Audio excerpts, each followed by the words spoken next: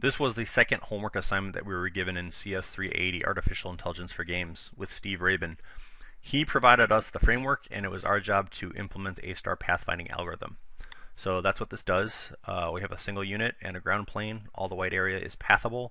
All of the dark gray areas are considered walls and can't be walked on. And all you really do is left click, and the algorithm will find its way to the destination and generate the best path there. There's a number of different options that you can click here on the right hand side. You can generate a bunch of different maps.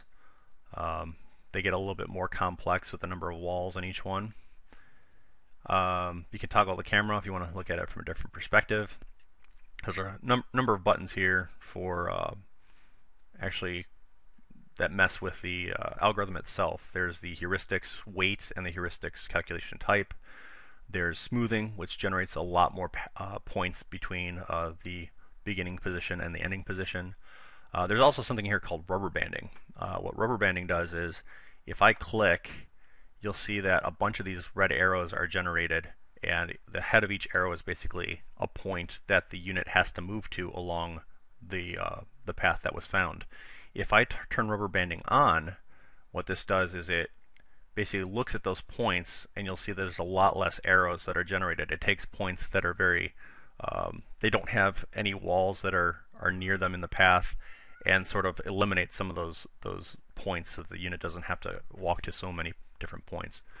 Now you'll notice that when I click, an area gets painted before the unit actually moves to the final destination. What that basically is I have it set to a single step so that you can see the algorithm actually show you what it's looking at before it finds the final path. So basically the yellow are all the areas that it was looking at, and then the blue areas was the most current area that it was looking at. And you'll see that the final destination is always on one of these blue areas because it was one of the last areas that was being looked at. If you want to toggle that off so it just goes down immediately, you don't have to watch it paint, you can do that.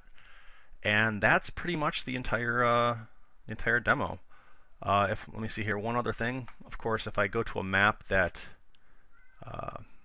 has an area that can't be gotten to because it's surrounded by walls, I'll go ahead and click, and we can watch the algorithm fill up until it finds that it can't get to that point, and then it stops and the unit doesn't go there. So it looks like the algorithm is working pretty well, and that's about it.